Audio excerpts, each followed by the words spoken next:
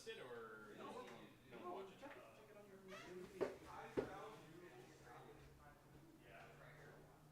Yeah, I told my wife. I promise you won't eat this one. I honestly think you will eat it and you'll stop going to the place you go. I don't know about First that. meal of the day. I don't know. Is it? Right? I'm probably Yep. intermittent fasting thing. Ah, okay. So, your first meal of the day should not be carbs. Yeah, that's alright. Should be eggs. So That's right. I'm on my rant. follow him. Yeah, every morning. Just do what he does. Yeah, Ram's got it down. Do what he does, and it's you start at 12 hours. Don't go crazy with it. Start at 12 hours, your body won't adapt. Start at 12, so stop eating at 8. Then eat protein at 8. Protein and fat. That's it. Do not give your body carbs. That's the reason for the fasting. That's the thing you're trying to start with. Okay. And then you train it so that it gets energy from fat. He's refilling his glass. He'll be right. He'll be right back. Fat when it's hungry, not waiting and screaming at you for carbs. And you lose the, I need a sweet thing, I need a cookie, I need a pastry, I need a bread, I need a whatever. It goes, hey, this is more of that fucking egg yolk. That's fucking delicious. You can start packing medium boiled eggs in the fridge. How many top Those two? things are right here. Before I made eggs like this, I would do hard-boiled eggs. Yeah. Did that for a long time. Yeah, but hard-boiled eggs are nasty. I can't see who's in there as a viewer, Well, right? yeah, they were before me. You gotta be an admin. Yeah. I need just some say yolk. No, you should be able to see. Yolky. Yeah. Chalky. Not chalky. Who though? Like that. All right, I'm ready. You're live. Oh, we're live? Oh, Yeah. hello.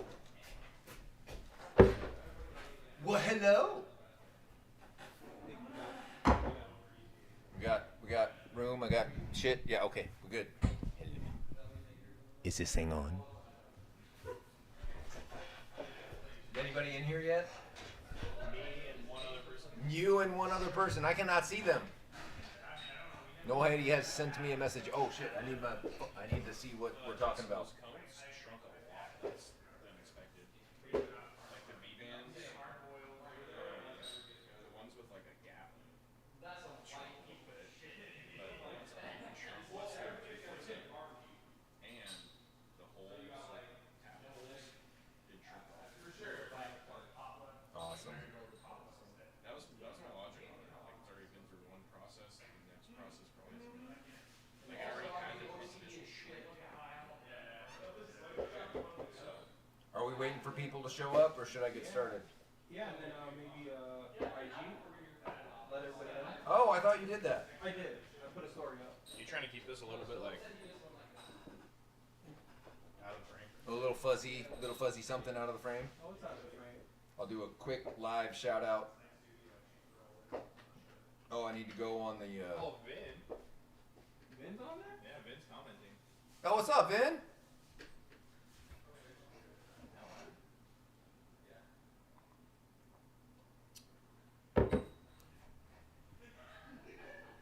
Loud enough. Why don't I see any of his comments up there? That's fair. I can see them. Hello, all. It is time for Whiskey Friday on YouTube. Yeah. You still can't see it? Nada. Weird. Come on down. Check us on YouTube. There's 12 of you. There he is. Hey, there he is. There is 14 of you. Bring it on over to YouTube. We're gonna do this over on YouTube. Oh, why is that? Vin and others have joined us. The producers are producing, and we're chock full of goodness. Chock full of goodness. We'll talk to you boys here in a minute. See ya. Or Rick, can you bring this to front? Blah, blah. Go away. Slacking off. Saw the story. More slacking off now. I appreciate that. What's that LM for? Oh, that LM is for the 458, brother. You check the gold? This thing's legit. I'm so excited about these wheels. Unfortunately, the 458 is out getting all of its sticky buttons pulled out of it down at a shop down in Lacey, called Audio Northwest. Jesse and his team are taking care of that for me. So all the sticky buttons are going to get pulled out and sent to Sticky RX, where they strip them and ceramic coat them and laser print them and all of that kind of Ferrari shit. So yeah. Make them feel like the buttons in that R32 that was here last summer. Ooh. I remember that, like, oh, everything feels brand new. It's Yeah. a 25-year-old car. 25-year-old car, no sticky. How about that? So yeah, they can't seem to make a sticky without a car without sticky. Who knew? We'll talk about this nice thing. This is the GT4 RS production muffler. A few things we're going to change on the internals. Justin's got some great shots of that. We'll get into that. I'm going to pull up. Where did you park that in Slack, Social Justin? media. Is it in marketing, like 87? There we go. It's in social. Oh, it's in social. There we go. Sorry, we have too many Slack channels that overlap. Hey, there we go. Got it. All right, so we did just release our Nürburgring. No sticky is good, Larry. That's the goddamn truth, and especially in a freaking Ferrari. Come on. Honda, sure. FD, fine. Shit happens. You know, Econo shitbox, JDM car. Yeah, no worries. It's a goddamn Italian supercar. And the buttons are sticky. Yeah, I have a problem with that, but I'll get over it at some point. We're going to talk about our Nürburgring, our time at the Nürburgring. And since we have produced the video, I'm going to give you guys a little bit of my feelings about that. Probably regret it, but it's okay. That's what whiskey's for. I can blame it on that. Super Duper Cup. Got a crack pipe and all the downforce. We'll go through that. That's super fun. We're going to put some bigger tires on it. We're going to give it some more horsepowers. Got some cool shit coming for how we're going to make that horsepowers. 3D printed horsepowers, which is fun. 3 dudes, 1 cup. We had 3 drivers in the cup. Myself, Ted, and Kirk Meyer. Kirk went faster than me. God damn it. It's because I have this brain thing where I can't switch from project management mode to driver mode. If I go to the track knowing I'm in driver mode and everybody fucks off and leaves me alone, then I can be driver.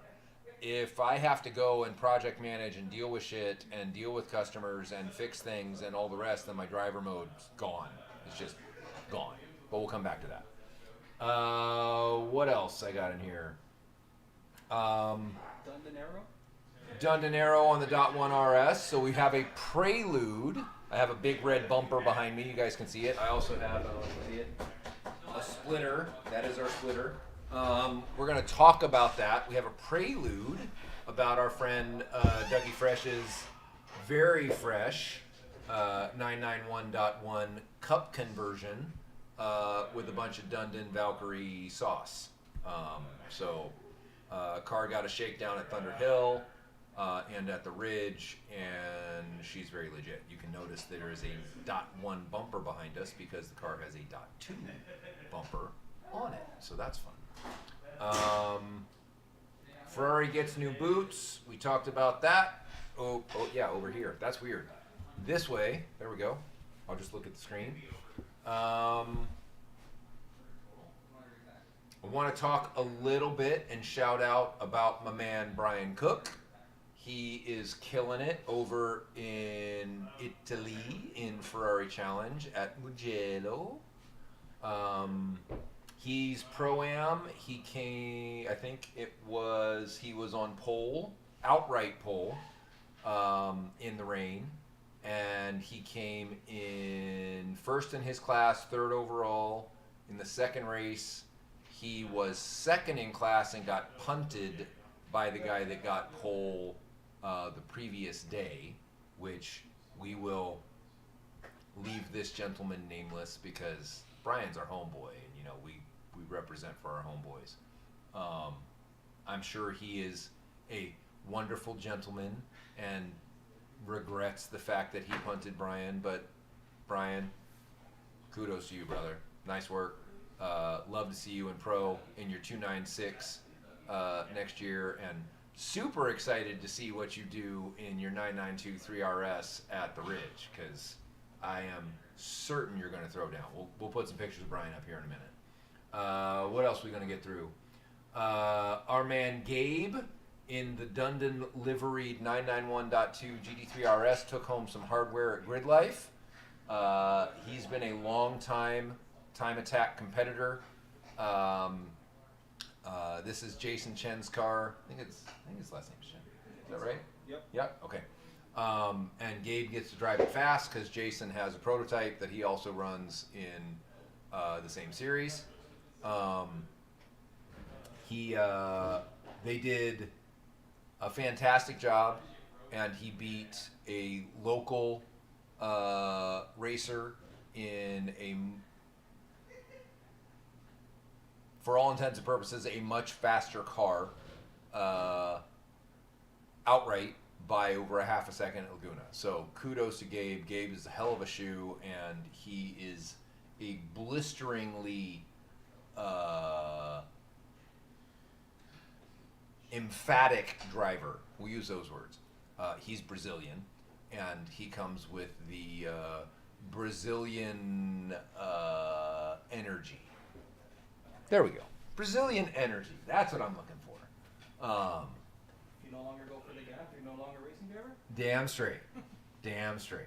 So, we've got a couple new blogs and an email going out on the 4RS improvements, and we also had Ted and Caleb down at Thunder Hill at the 3 mile and 5 mile, along with a number of our local homies.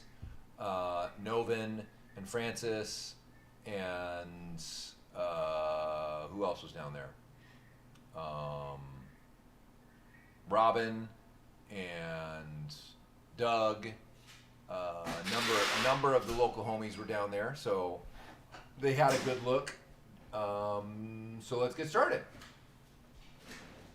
Any order, Justin. Just throw up a picture. I'll talk about it. All right. So this is the internals of the 4RS muffler. Those of you that have been wondering, Todd was down there too. Thank you, Larry. Yes. And Todd went quick. He was only 6-7 seconds off of Ted, which is saying something, at the 5 mile.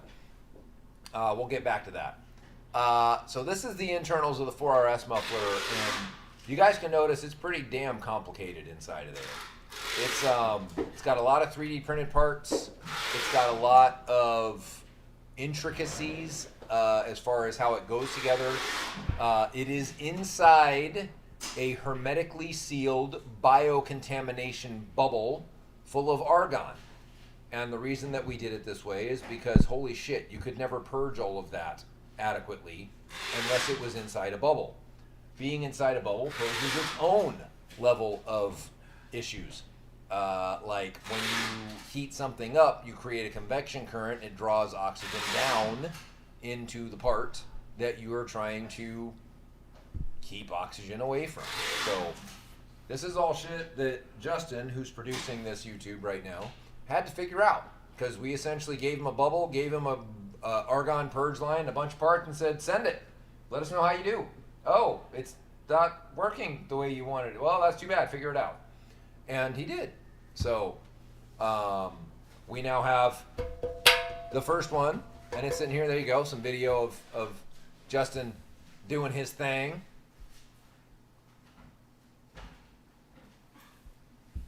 And this is with his welding helmet on, pressed against a vinyl bubble in like goofy gloves. You can see him pressed into the bubble and what he's trying to weld. This is not easy shit. This is not for the faint of heart, nor for the amateurs in the room. This also, let me use my lisp effectively, then dictates, can we manufacture this part internally effectively, and at what rate, and what do we need to modify about it so that we can bring it out to the masses, y'all, in a cost-effective manner. This is where Charles and Philip and myself and others come in, how we refine the parts so that we can bring them to you in a reasonable way, right? So this thing's complicated. It's complicated for a reason. Everybody wants power from the 4RS. Got that. Everybody also wants it to sound great. That becomes a challenge because those two things are at odds with each other right now. The reason those two things are at odds with each other is the overall length from the collector to atmosphere needs to be as short as possible to preserve power. That's a complicated math-based stuff about waves and wave strength and suction waves and expansion and blah blah blah, which we're not going to go into. And coupling that with merging the streams, Halloween, Ghostbusters, merging the streams seemed appropriate. Will it pass sound limits? I'll come back to that. Yes. Yes, it will, brother. 98 or 99 at Thunderhill with our turn down pipes on our prototype muffler. So we actually have a good answer for that. We tested that. Worked out great. Otherwise, Ted and Caleb would have had a very short day at Thunderhill. Merging the streams jumps the octave. It gets the sound where guys are wanting it to be, which is higher than the split stream RSR that everyone has come to denigrate. Doesn't sound great, but it goes fast. We didn't want that. So it's what's taken us a while to get this muffler across the line. There it is. There you go. Those are the Nürburgring tips on the 4RS, so that you can go with cats, brother. With cats, meow. We like cats around here. I have a kitty cat at home. We like all the cats. That's awesome. On your flight home from Detroit and the Wi-Fi is working. Thank you, SpaceX. So yeah, that's enough on the muffler. What else we got? Anybody got questions on the muffler? Let us know. I might answer them. Super Duper Cup. Oh, let's do Nürburgring first. Nürburgring retrospective. There you go. That's nice. So, this took us a while to get this video across the line for a lot of reasons. Not because we didn't have the competence or capability or horsepower or fortitude to get across the lines, because the story was kind of hard to figure out what the hell we were going to talk about. So, I'm going to say it, and it's going to be for those of you on Whiskey Friday. Let me back up a second. JC Vigan recently posted a video of his 991.2 GT3 manual going faster around the Nürburgring than Lars Kern did in the 991.2 GT3. Well, that's curious. I'm sure JC Vigan is a sponsored factory Porsche driver. Oh, shit. You know what? He's not. Lars Kern is. But somehow, JC Vigan went faster than Lars Kern at the Nürburgring. How can that be? I have a number of thoughts about this. Having just been at the Nürburgring and taken a car that's more competent, more capable than Porsche or other makers of aftermarket parts to make the cars better than Porsche. We had a great driver, whose name is escaping me now. Marcel Fessler. Thank you, Marcel Fessler. Yes, Marcel Fessler was the driver. Thank you, Caleb. I was like, Marcus, no, that's not right. Marcel, yeah, he's Swiss. That's right, Marcel Fessler.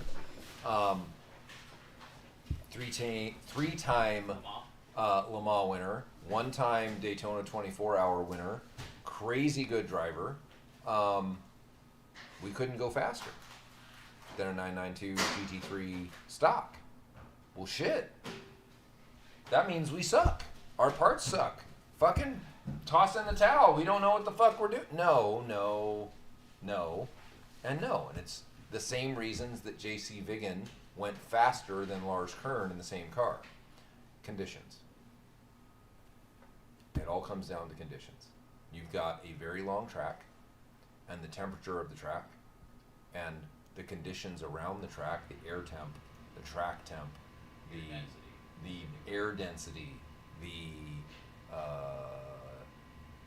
traffic, all of these things come into play as to whether or not you're going to, quote, set a record at the Nürburgring. And this got the engineer in me, because my history, for those of you who don't know, I grew up, before I owned my own business, as a process engineer. Process engineer is about statistical validity. Spit it out. Cheers on a Friday night. Statistical validity. How many times out of 1,000 tries, or 10,000 tries, or 1,000,000 tries, or 1,000,000,000 tries, do you actually succeed? The thing that I've come to question for everybody that goes out and sets a, quote, Nürburgring track record, is the statistical validity of that record. How many times can they go out with the same car, with the same driver, and do it the same time? I don't think they can. I think all of you would agree with me. They can't. They can't go out and set that lap time 10 out of 12 times, 3 out of 5 times. No, they can't. It's why it has so much accolade, because it's such a rare occurrence. So for an OEM that has 120 days in a year to go out and set a record, they get to pick and choose the condition, they get to pick and choose the driver, they get to pick and choose the tires, they get to pick and choose all of it, and they have the opportunity to do that. I'm taking a slightly different slant to this, and I believe a more pertinent slant. Isn't it more important to show what a GT car purchaser, i.e. an amateur driver, does with modifications on the car versus a stock car? Isn't that potentially more critical than to show the efficacy of the parts? How much more confidence a person has, how much more safe they feel, how much faster they went. The conditions that we had on the last day after the car was dialed in, it was about 85. Exactly. About 85 degrees out. This is at altitude. 85 Fahrenheit, obviously not centigrade. Everybody burst into flames at that point. And even Marcel was like, we're only going to go so fast in 85 degrees. We're not going to go very fast. He went 7:07, which is an incredibly respectable time in a street car. I mean, that's really fucking fast. But it wasn't 50 degrees.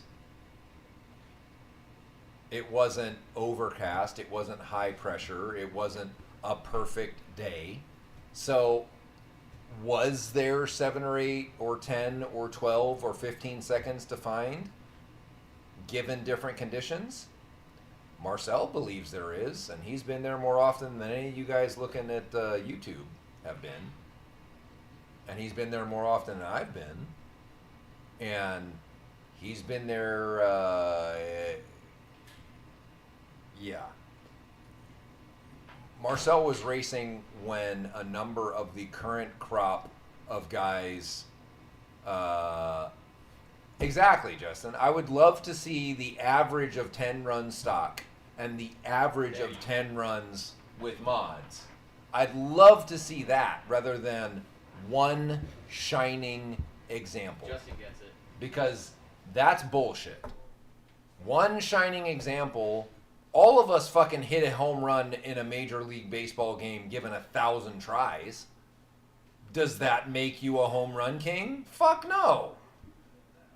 Fuck no. I can hit a 320-yard drive down the middle of the fairway. Give me 1,000 balls to try? Fuck yeah, I'll hit one of them down there. But no. Is this current metric that all of us buy into relevant? No, it's not. And the fact that we all buy into it is the same thing that we all bitch about ADM because other motherfuckers will pay it. So don't pay it. Don't buy in.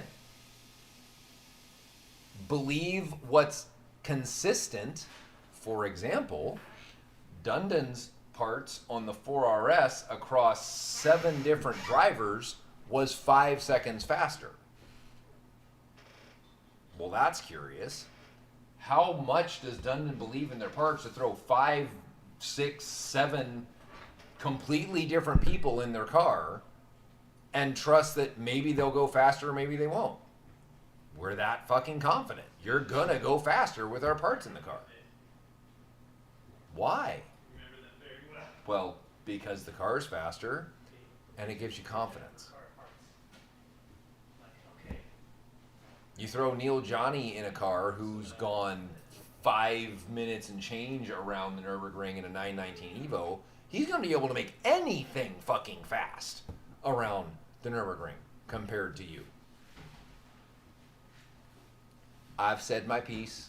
Enjoy the wonderful video that Caleb has put together. We did not go in and say, we set a record. We didn't set a fucking record. We went out there and got our ass handed to us by the conditions, not the competition. Nobody else was out there trying to do that. And officially, we weren't out there trying to set a record at all. We were just out there helping a customer enhance their car so that they could go out in the Nürburgring and enjoy it. And Marcel, bless his heart, without any prompting, said everything that we would have wanted him to say. Car was easier to drive fast. It was, we did not run our exhaust on the 992 GT3. That is a critical part of, we believe, why the car did not perform as well as it could have. So,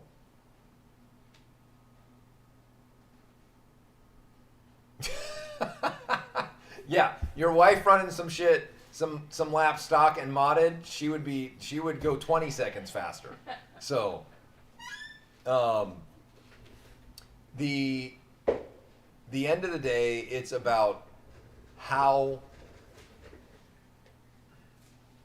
much better are you, the GT car owner, going to go than how much faster you're going to go, how much more confidence you have in the car than a pro. Pros are taught to drive around the car's words, not take advantage of it. Quite frankly, pros don't need anybody's parts. They get handed fucking race cars to go drive. We move on. What's next, brother? Super Duper Cup with some livery missing. Super Duper Cup. Super Duper Cup is Dundon's continuation of how do we apply what we do to pointier and pointier and pointier cars. So Super Duper Cup has a dual plane swan neck wing. Super Duper Cup has a carbon splitter. A Cup car doesn't come with a splitter. Everybody thinks a Cup car comes with a splitter. A Cup car comes with an air dam. No splitter. No front arrow on a Cup car. A GT3R comes with a splitter. Really good splitter. An RSR comes with a splitter. An even better splitter. A Cup car does not. A Cup car is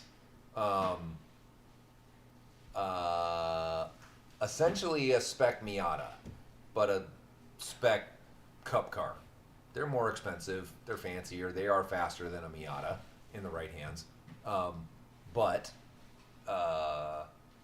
they are not a GT3R, they are not an RSR. So we are putting together a package, continuing to put together a package, MCS, 3-way dampers on our Cup car, Aero parts in cooperation with Ryan and his brother, the Neff brothers at Zebulon, which has been fantastic, by the way. Ryan's wonderful to work with.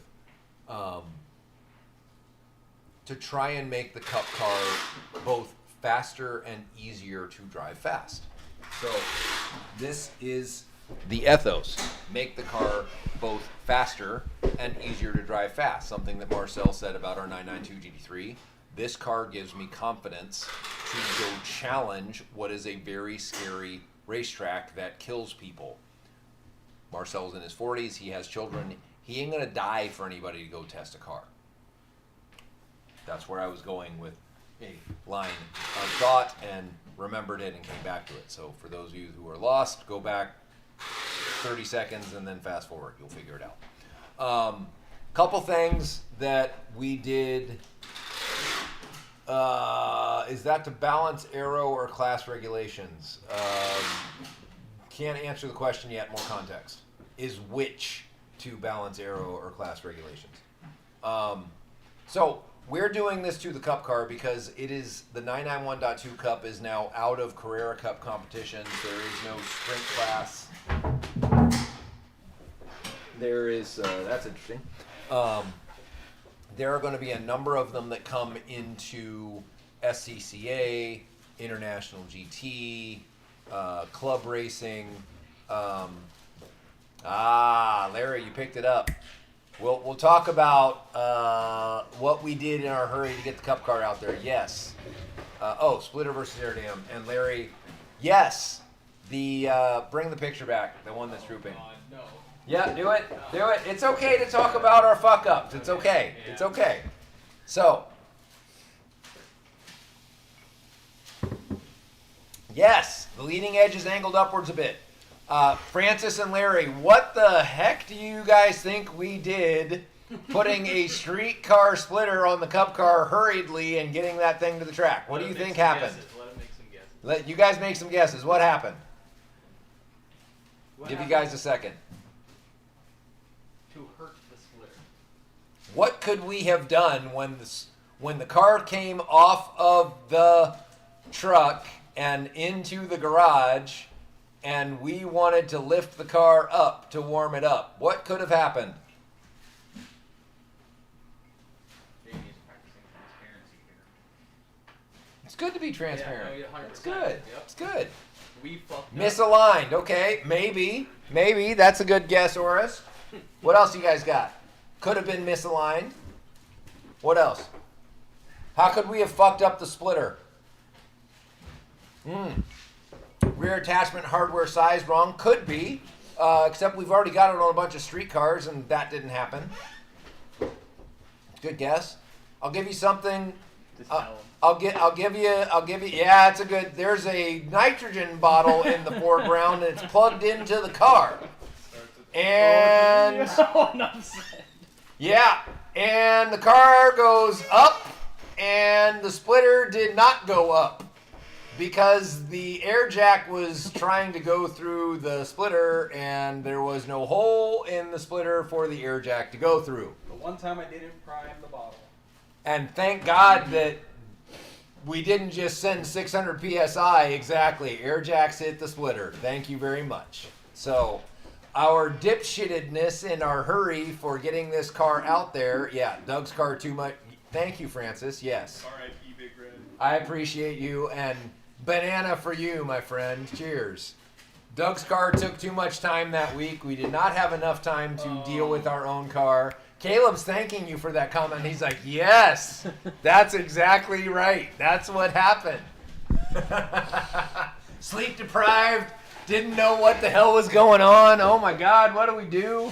Yeah, we got excited. We got the Cup car out with Aero, and we got the car in the air, and we heard crack, crack, crap, and oh shit. Yeah, I saw the rest in peace, Big Red. I saw that. It happens. And that's why it's hanging down. And this also explains our results from that day. Ted was complaining about apex to track out understeer, which made no fucking sense when we were there. Made no sense because the last time we were out there without any front arrow at all, the car did not have that problem. So we're like, what the fuck? What the hell is going on? So I'm sitting there and I'm just kind of like, we thought that at the time we saved the splitter, that it was just some cracking noises as carbon is intent to do when it's flexed. Okay, no big problem. Well, when I was hell-bent to figure this out. Everybody was gone. Caleb and Ted were already taken off for Thunder Hill. I was here alone last Friday. That's why there was not a Whiskey Friday. And I unloaded it from Hashi, pulled it in the shop myself, put it up on the rack myself, took the splitter off myself. And both rear mounts had popped off of the splitter. They're glued. The cool thing is that the chassis mounts for the rear of the car didn't budge at all. So whatever it took to delaminate the carbon is what it took to delaminate the carbon, and none of the mounts took any abuse at all. So we learned a lot from the fuck up, which is great. Our shit's super stout. Thank you, CD, Chuck D, Charles Dundon, the Dundon. Designed some wickedly badass overbuilt shit that ain't ever gonna fail. And we were still managed to do a what? And we still got to a 135.9. And that's kudos to Ted. 3. No? Or did you pause it? Nope, that's it. 135.3. No, he's not to finish line. Keep going. Oh, yeah. 135.9, I think is. 9. Yeah, 9. 135.9. So, and that's kudos to Ted for being able to drive around it. He had to lift over 10. He had to lift coming out of the exit to 5. He's never had to do that before in our Cup car. So even he was like, what the fuck? We've got more downforce than we've ever had, and I've got a lift on track out. So for those of you who are keeping score, when a splitter goes from this to this, leading edge, trailing edge, it's not a splitter anymore. It's lifting the fucking front of the car in the air. It's a wing. Like that. It's a wing. It's a wing. That's why. That's why it looks like that. What's that? It's an airplane wing, not a car wing. Yeah, it's an airplane wing, not a car wing. It's lifting the fucking front of the car into the It's air. an upside down car wing. So, we will have to go back to the ridge to figure out how deep Ted can go with a fully functioning front splitter, not a partially functioning front splitter that works up to about 60 or 70 miles an hour and then inverts and lifts the car from 70 to 120 miles an hour, let's say. So, we got a bunch of other things that we're going to do. We had to reduce the wing angle because we thought that was pushing the front of the car up. We're going to change the rake of the car. The rear is too low for the amount of downforce that we're able to generate at high speed. We can bring more of that weight forward mechanically so that the car at low speed has more bite through the thumb, predominantly through the thumb. There's really that's the only low speed corner at the ridge. Well, and then the corkscrew, but Maybe coming down, it's a little different. 7. But yeah. So we don't do everything right all the time, and race car shit's a little new to us, especially when we're taking 1 + 1 and making 3 when we're already at 560 wheel horsepower and a very, very pointy cup car. It'll be fun to take it back out. Once we'll do a number of things to it, then bring it back out, and try again. We'll try again. So, we're also looking at sending these parts to an actual cup car team that does this shit for real, not just for DEs, but to go win races.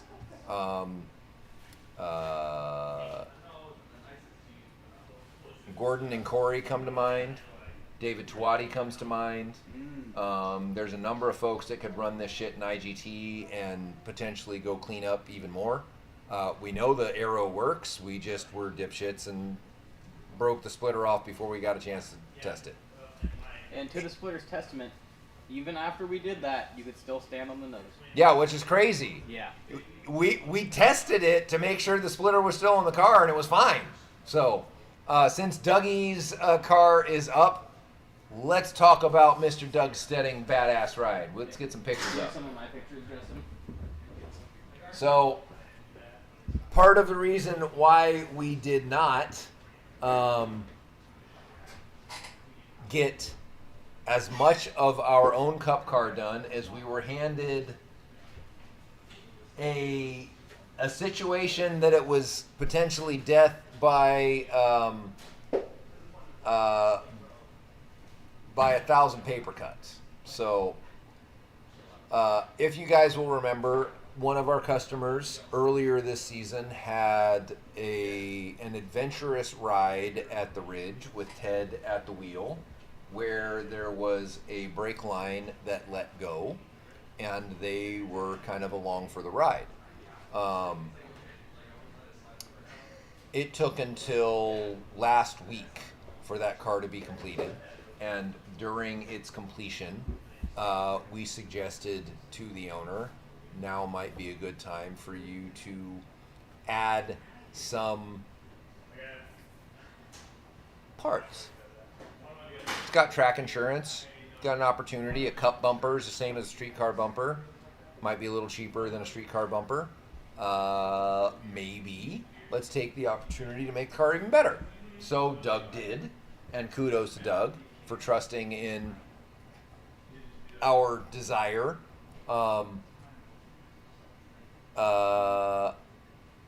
to make the car better. So Doug took it upon himself to make the car better. We put a 991.2 cup bumper on the front, cup flares on the front, and our splitter on the front. We put a GT3R, that's a good shot, a GT3R rear deck lid on the rear, and a cup cross member so that we could run our cup swan neck uprights for our Valkyrie rear wing. Doug already had MCS three-ways, Doug already had power package, and Dougie's car is just fucking sublime. Guards Red looks the business. It's so, so good. Doug wrote me after Thunderhill, he's like, I feel like I'm driving the car 7 to 8 tenths, and it's only taking 5 to 6 tenths the energy. Doug did not know Thunderhill at all. Didn't know it at all. And it is a ridiculous track to try and know. We'll come into that here in a second. And he enjoyed it, had confidence. And at the end of the day, that's going back to the whole message. We put parts on the car that allow you, as the driver, to go faster, enjoy the car more, and do it more confidently. So that's a great shot. I like that one. That's a good shot. And for the record, Francis, these are all Caleb's shots. Justin wasn't there. That one might be Justin's. Is that yours? Oh, okay, sorry. This is from the Ridge? Yeah. Where is that taken from? That's him coming up the hill. Oh, you're in secret squirrel spots. I've never seen you up. You had your vest on. Kirk spots. That's one of Kirk's spots. That's why. That's why. He's in Kirk Meyer spots. He had his super squirrel vest on to go get all those photographer shots. That's fantastic. But thank you for thinking there. That's good. That's good. You got some great shots at T Hill. That shot's fire. That one's fire. Thank you. He said thank you. Caleb's hard on himself. Like, that's a good shot.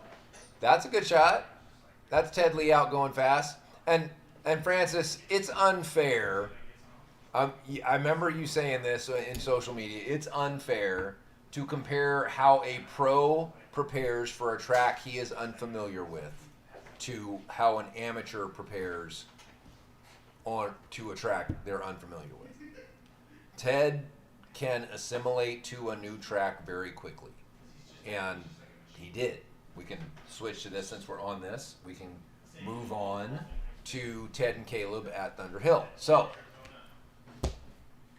as a business owner, you guys will appreciate this. We had post our ass whipping at the Nürburgring. That's how I interpret it. That is not how the rest of the team nor the folks who were there interpret it, and that's fair. They don't have the expectation nor the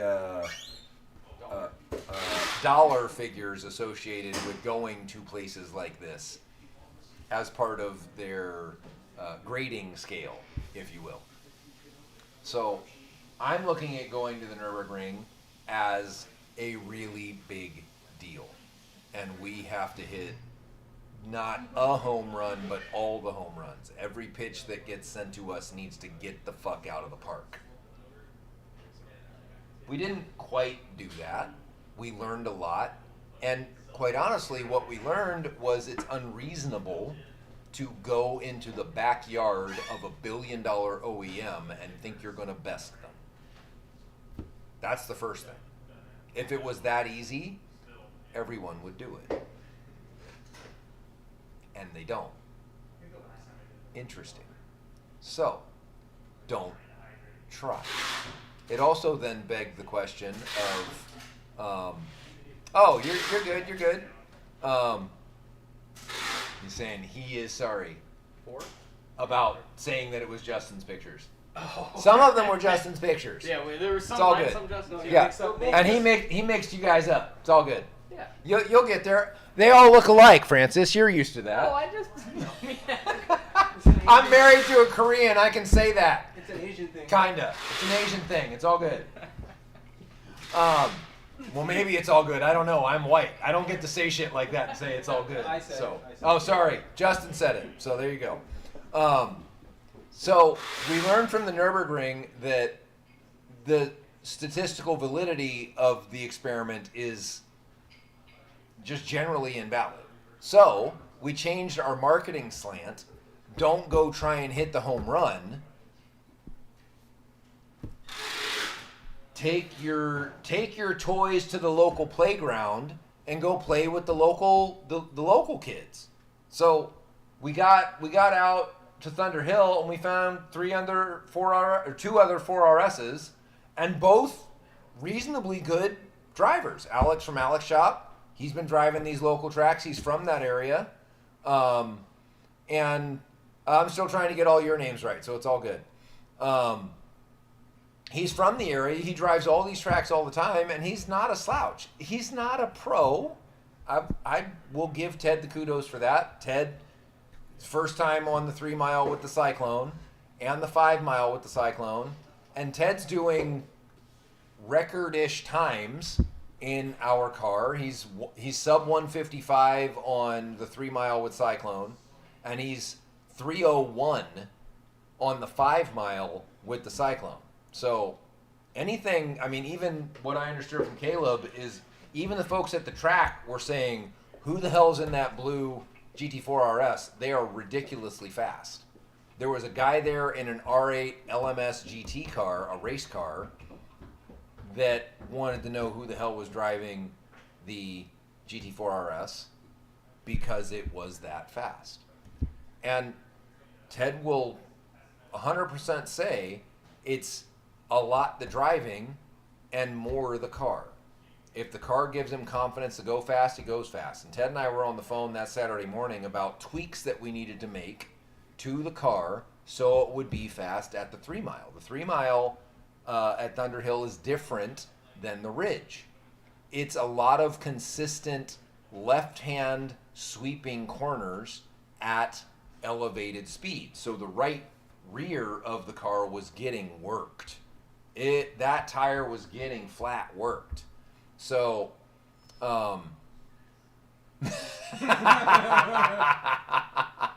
that's fair enough. And at this point, Francis, you will never forget his name. Justin will now be known as Caleb. So,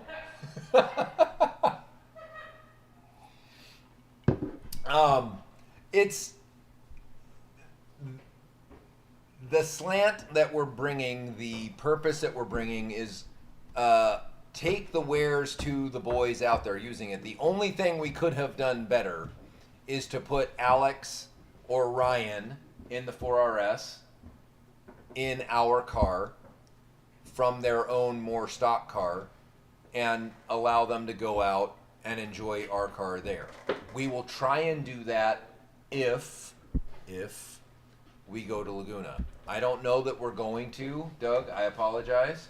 But we got a lot of shit going on in November. We got a lot of really exciting shit from a manufacturing standpoint, from Black Friday coming up, from this thing finishing up, from all of our 4RS Aero finally reaching production.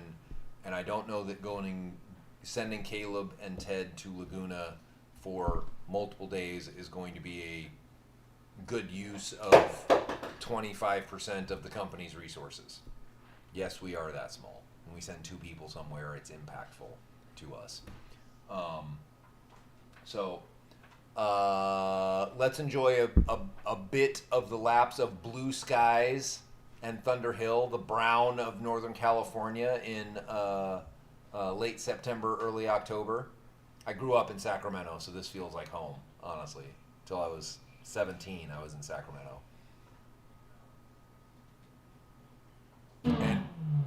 And honestly, I don't know how the fuck Ted keeps all these corners straight. So, yeah. Francis, that's the truth. Ted is cheat codes fast, and we're trying. I am trying desperately to get him in a factory race car. Oh, seriously? I didn't know that factory RG. That was not told to me, Francis, that R8 GT3 race car was that slow. The fact that I used that as a litmus test, I'm now embarrassed by. But that's okay. Sorry, R8 LM GT3 race car guy. You need to pick it up. Yeah, seriously, eyes up. We're trying to get Ted with Seth out in a endurance GT3R, either Dubai or 24-hour of Spa or Nürburgring. I don't think he'll go to Nürburgring and drive through the night, but Ted's a race car driver. He might. We'll see. That's one of my goals. One of my personal business owner goals is to get Ted in a race car in 2024. So Caleb will be summarizing our time at Thunder Hill here shortly, probably next week-ish. Getting that Nürburgring video finally across the line was a big push this year, or for this week, not this year. Also this year, but this week. What do we got next? What am I missing? Let's see. Did my phone die? There we go. My phone is not dead. There we go. 3 dudes, 1 cup. We did that. Dendanero on .1 RS. We did that. 4RS get new muffler. Got that. Ferrari got new boots. That's what these are. So this is one of Jamie's personal projects. Thank you, Supreme Power, for taking some GTR wheels and making some shine. Here, pull these this way. Ooh, so shiny. So excited. The 458 will be getting some new wheels. These are LMs. Everybody loves LMs. These are Porsche Vice Gold on the centers, chrome on the lips, 3-piece. These are going to be 335 in the front, 275 in, or sorry, 335 in the rear. That'd have been something. 335 in the front, 275 in the front, 335 in the rear. So very excited to get these on the car. Now's a good time to show, since we're on Ferrari, let's show Mr. Cookiness himself taking the podium. For our local crew, Brian's a bit of a local hero. He started in DEs. I remember years ago him telling me about his time in karts, that he was a Formula 3 alternate, and look at him on top of the fucking podium in Mugello. Fuck yeah, Brian. Congrats, homie. Very, very fucking excited for you. I bet next year he takes the whole fucking thing. Although Roberto is not slow, so Brian's going to have to earn it. The Seattle crew, in Ferrari Challenge. This is something that anybody who wants to start a racing team, be it Carrera Cup or otherwise, needs to pay attention to what Ferrari of Seattle has done with this crew. Every year they go and they represent incredibly well. So they're an incredibly well-run team, and they've got the right coaches, they got the right race engineers, and they're doing it right. Honestly, they're doing it right. So, kudos to you boys. We don't do Ferraris, but we have one now, so you never know. I don't think we're going to challenge anybody in Ferrari Challenge anytime soon. I don't have those kind of pockets. My pockets don't go to my ankles. They are only to slightly higher than mid thigh, like everybody else's pockets. You got to have pockets that go really deep to go play Ferrari Challenge. But kudos to y'all. Regardless of pockets, you guys are doing it right. So, again, Brian, if you happen to catch this, kudos to you, brother. I can't wait to catch you in a Porsche again at the Ridge and follow you around like I always have. I've never been faster than Brian, ever, regardless of the amount of cheetah parts I put on the car. For some reason, that's not very surprising. Fucking A. He's on the podium in a goddamn Ferrari race car. So, there you go. I would also not be faster than this next gentleman. This is a good prelude. Gabe. Gabe Zamora. He's fast.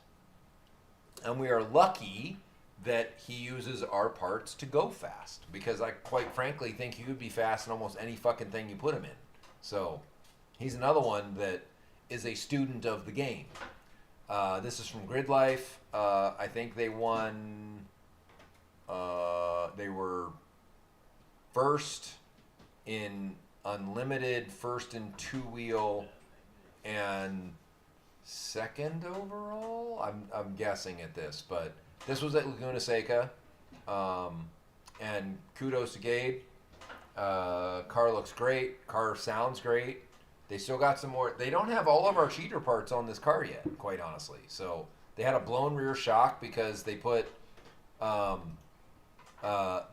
wheels on the car that were a little wider, and they cut through the line for one of the canisters and dropped all the oil out of the shock and blew it out.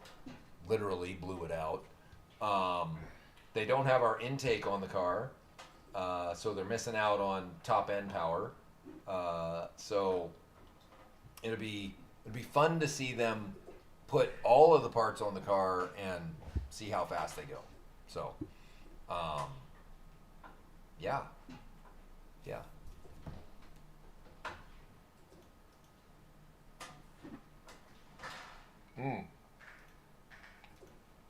Larry, we have plans to send a car. We're not sure which one yet down Dakota. So, we gotta get a bigger engine in Hashi before we send Caleb on a cross-country trip in a open trailer 4-cylinder diesel without a turbo. Well, it's still a 5.3 liter. He would still kick my ass trying to get to Texas across mountain ranges. Okay, fair. Doing 20 miles an hour up the freaking hills in Utah to try and get down the other side to get to Texas. Hey, you'd go a lot faster down, though. Yeah, until the brakes run out, because it's not designed for that, because it's around town and not fucking cross-country American hauling of... Anyway. Yeah, side note, if anyone has a P-Pump 12 out for sale. Yeah, what he said, which no one heard. How are we doing? 5 o'clock, we're doing good. Finished it up. Hey, the last is watch Jamie drink too much whiskey. I'm not there yet, but, you know. And SOP for running the wrench. SOP for running the air jacks is probably more right. PFC brakes on Hashi? No. That's not going to happen. But what questions y'all got for me? We covered a lot of ground today. Covered a lot of ground. That was a lot of Jamie vomiting words at you. So what you got?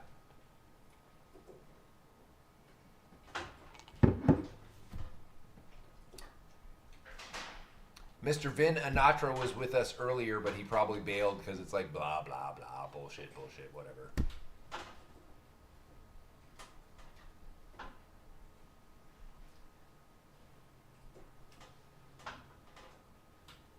A lot happens.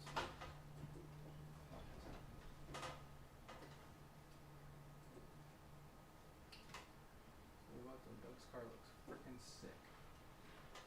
I can sit here in silence. I'm surprised no one asked about the deck lid. Right?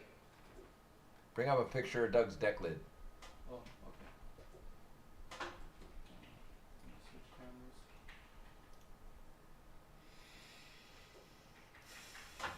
It is a nice car.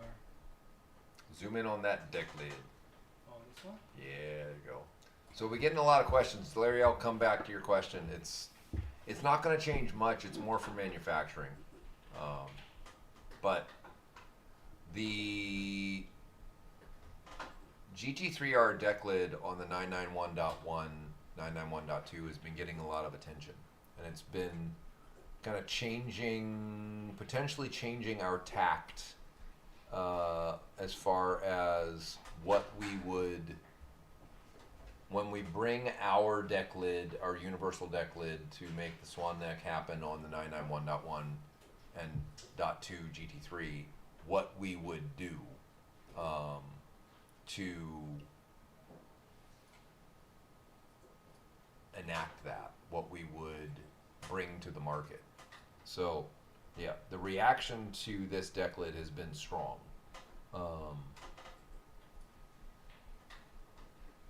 And we're considering some alternatives to how we would do that. Just leave that at that. Dundon local drives. Haven't considered any, quite honestly. But we can. We can if guys are interested in organizing a drive. We're getting into the winter season where kind of getting out on the public roads and doing a bit of a rally and moving around isn't a bad idea. We are doing continued track days through the winter. We'll have an advanced skills day coming up in December with our friends at Racer on Rails. Those of you who have enjoyed our track days so far it would behoove you to come to that. It's a day I'm actually looking forward to because I'll get to potentially break down some barriers on some things that I have an internal blockage, and that's to let the ass end of the car hang out and deal with it. Most of the time I'm driving a $250,000 car around the track and making sure that it stays on the black surface, not the brown or green surface. And 4RS. yeah, I've gone backwards on the green surface, and I try not to do that very often. I'm referring to 4RS dive planes. Oh, yeah, well, I did take 7 a little tight to the cone and rip the 4RS dive planes off of them. I didn't leave the track surface. I respect that. I didn't leave the track surface. I just got really close to the cone. Really close No, they put the cone too close to the track, cone. is what That's I- possible, but I'm pretty sure I had most of the tire hanging off and took. Yeah, anyway, pretty sure that was on me. Spec German Open House was fantastic. That was this past weekend. Carrera GT in the house. 997.2 3RS in the house. 997.2 Cup. Dundon livery. Thank you, Bong. In the house. A whole slew of Audis outside, which was really weird. Jamie's Audi, a couple other bros RS6s were outside. It's random that we're going to turn a Porsche shop into an Audi shop here real quick. The official car at Gig Harbor. The official car of Gig Harbor for those in the know. You made me crash. For those in the know. Today's whiskey was sponsored by No, not sponsored by. Willet. Please sponsor us. Please sponsor us. Yeah, please sponsor us. What was it today? It was Willet, the big, the pot still looking bottle, and before that, Horse Soldier, as a bit of a Manhattan. Do you want to go back to Germany? Technically, Matt, I didn't go. So, yes, I would like to be able to attend. It was horrible. Yeah, okay. Ted, I remember talking to Ted one of the afternoons and my morning. He's like, Jamie, I never want to come home. This is race car Disneyland. Oh, she was there, dude. She was there and she agreed with him. They wanted to stay there because it is literally race car Disneyland. It's beautiful, especially they're there over Labor Day. They're there in the perfect Nürburgring conditions. As honestly, I was hoping for perfect Nürburgring conditions and it actually got hot. So I saw that it wasn't raining and I was excited. And then it got hot. I was expecting 65, 20 not degrees hotter. not 85. And that's the difference between a record and not. More maintenance on it. So, and Marcel's a beast. Beast. You can see the, he's not even wearing his gloves. What the fuck? Or Hans in the later ones. Seriously? He took it off because the seat's too far forward in a streetcar, Oh, God. which makes sense, you know. So, Caleb's saying that he was taking his Hans off in the later laps because the seat's too far forward. The streetcar head's seat, too it's not far a race car forward seat. for his Hans. It was uncomfortable. I don't know that I would have done that, but, you know, I'm not a pro race car driver, so Pro drivers are built Well, different. you trusted the car. he trusted the car. Yeah. And at that point, he knew nothing bad was going to happen because he was in control of most of it, if you will. But yeah, he's a beast.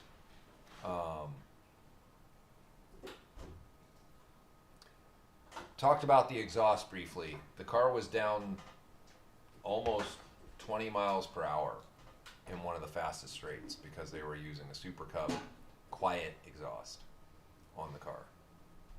We know with certainty that had our exhaust been on the car, it would not have lost power. And it would have been substantially faster in the straights. So there's a lot of learning. If we go back to the Nürburgring, it will be under vastly different conditions.